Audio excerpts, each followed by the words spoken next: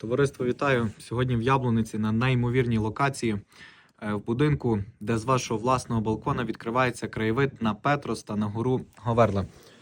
Демонструю вам вигляд з даного котеджного містечка Гори в Яблуниці від The Solomon Wood.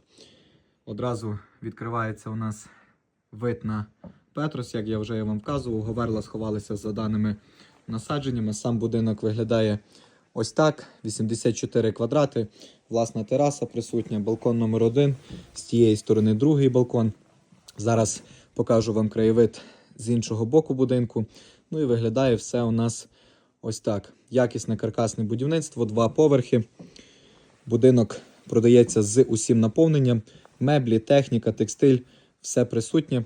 Ну і знову ж таки демонструю ще раз вам, як виглядає вид з даного комплексу.